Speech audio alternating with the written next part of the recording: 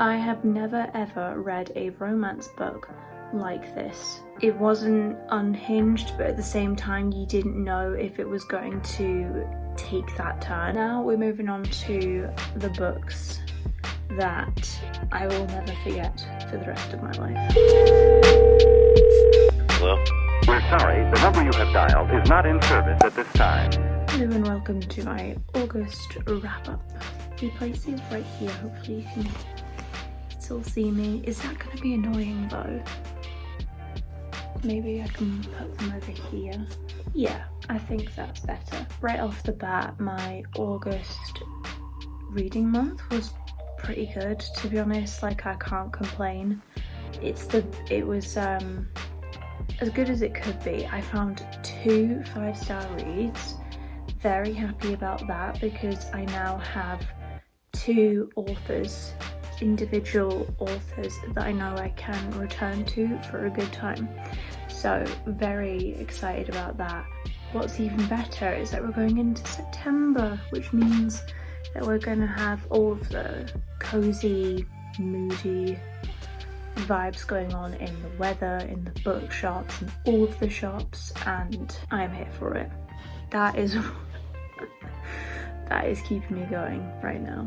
I remember I've kind of got to keep it down because it's like, please forgive the state of my hair.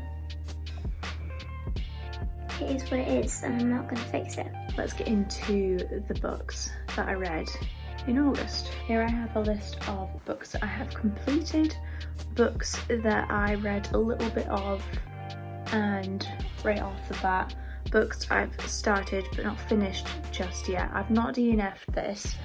It's going just fine. I just didn't finish it in time for filming this video.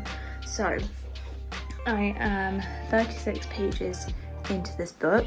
It's very interesting. There's some like grammatical things in this and punctuation, some issues. I'm like, that's not how you lay that out in a book.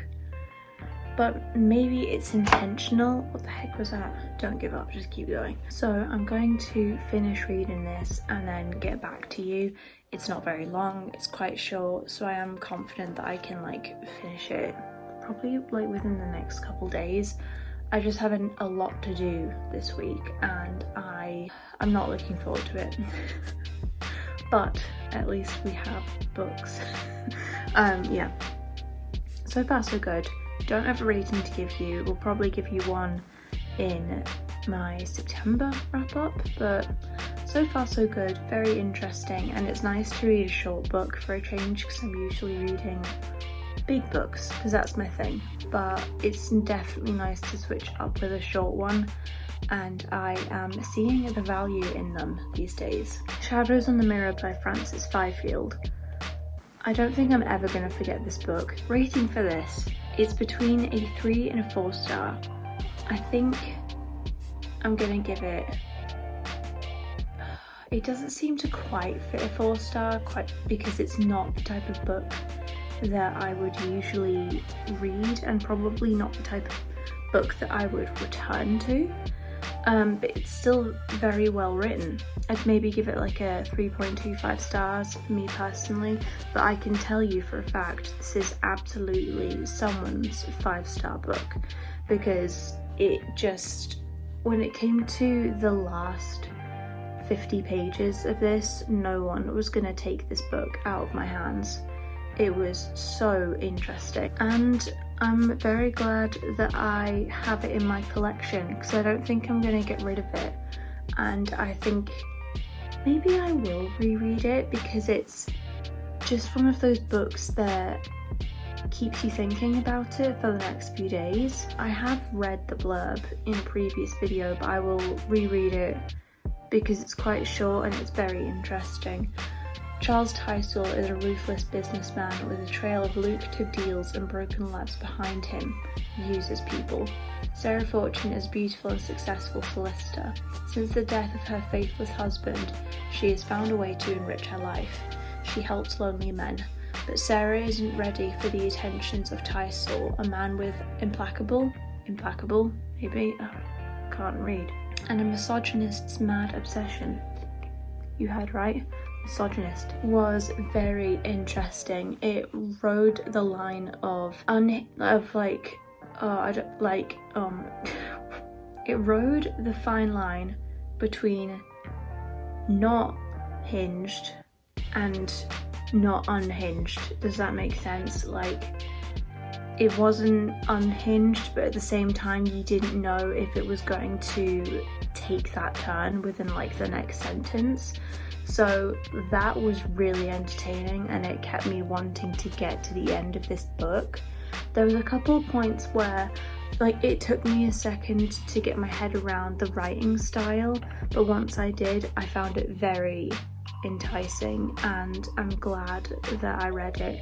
Again, because it's like a shorter book, it's like 270 pages, so I really enjoyed it, and it was very fascinating, and I would recommend it to someone whose cup of tea this is. Then I read Remember Me by Sophie Kinsella.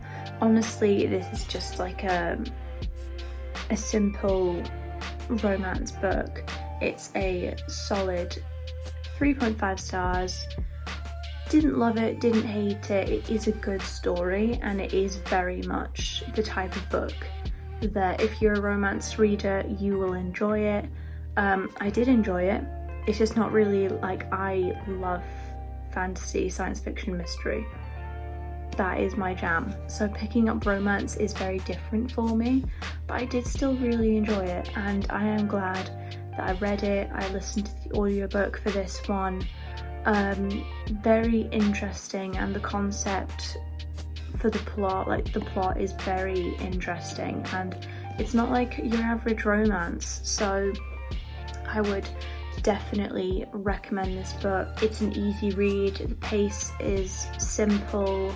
What else can I say about this? I didn't find the characters that relatable, but that's because I don't really find them like characters that relatable in a romance. But I did relate to the health problems that the main character was going through. That was really interesting because I didn't quite expect that in a romance.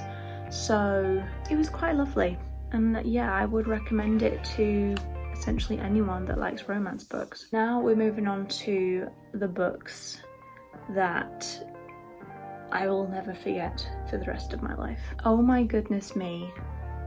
If you love mystery thriller and you're into, like, if you want to support British authors, this book was absolutely fantastic.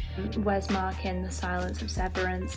This is not like one of his first, this is not like a debut book, even though this is a self-published version. It is absolutely brilliant, and I didn't see plot twists coming. I didn't figure out the end, which is always something that I love in a book, because usually when I'm reading any book, like, I can figure out a lot of the endings. Even like, especially with like crime thriller, I usually always know who the killer is. Did not in this one. It was brilliant, and the concept of the plot was like nothing I have ever heard before. Do check the trigger warnings, because it does touch on some hard-hitting subjects, some unhinged subjects, which again I was not expecting, because it just kind of, it presents itself as a simple British mystery, modern day mystery, but it throws in subjects of, it talks about the concepts of healing and how your trauma doesn't define you, and all of the characters were relatable, all of them, and when things happen to the characters, I felt it right here, and I don't usually, like, often I'm just not attached to characters, and I struggle to attach to them. I think that's just like a me problem, but I did, like, all of these characters were real to me. I absolutely loved it, and I even found like the killer relatable. Yeah, and that always is an interesting ride. So I absolutely recommend this if you love this kind of genre. It was fantastic, and it was a really fast read, and the quality of this self-published book is gorgeous. I did do a couple tabs, but then I took the book on holiday and I forgot to bring my tab stuff with me, so I might even reread it. I probably will reread this in the future just because it's absolutely brilliant. 5 stars. Cannot recommend it enough, but again, please check the trigger warnings. And also, for those of you who don't know what trigger warning means, it's just essentially subjects that come up that could be difficult for the reader to process. Touchy subjects, basically. And now we have Binding 13. I didn't know it was possible for me to read 280 pages in one day, but this book proved me wrong. I have never ever read a romance book like this, and my mind is still blown for how Chloe Walsh has constructed this book.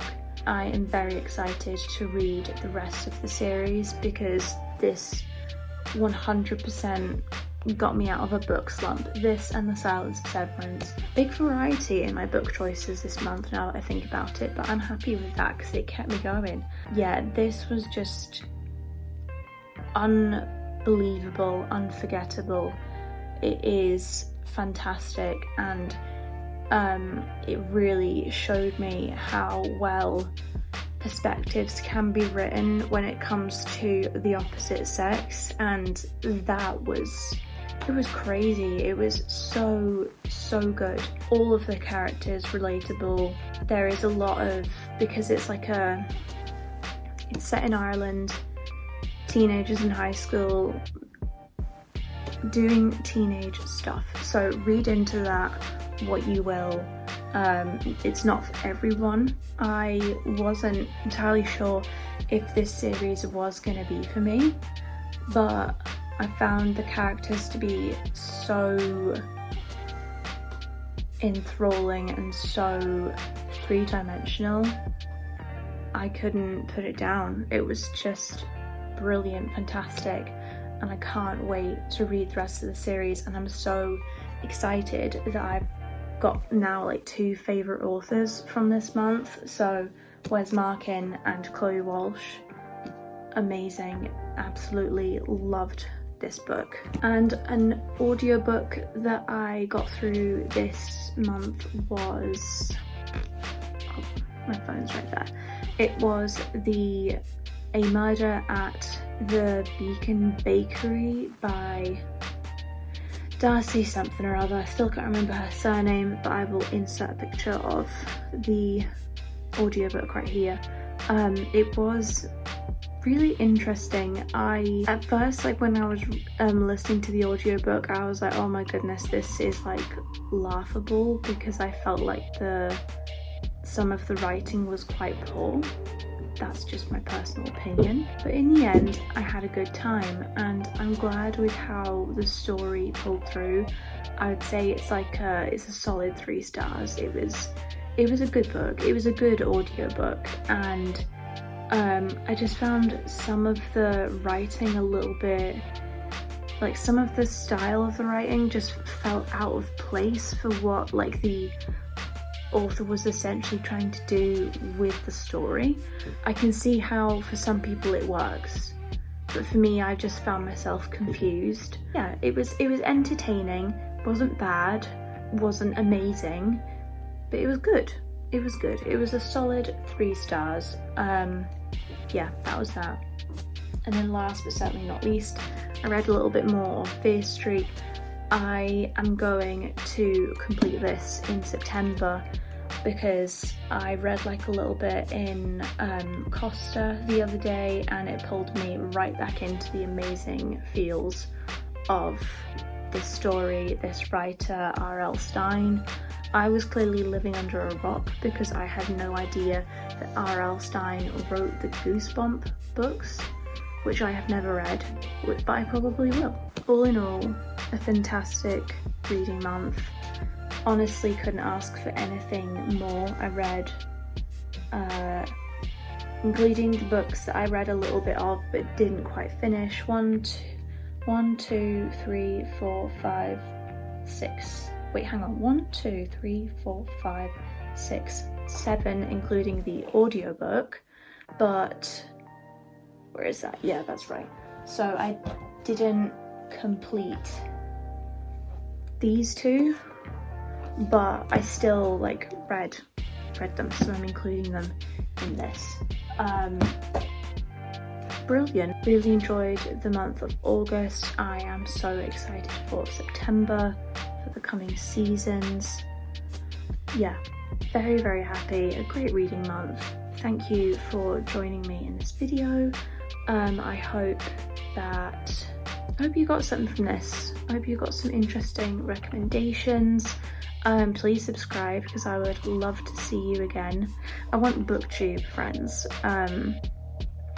Yeah, I love this space. Booktube is amazing and I absolutely want to make connections and talk with you guys.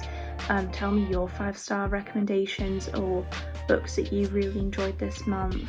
Thank you for watching. As always, I love you a lot, and I will see you in my next video.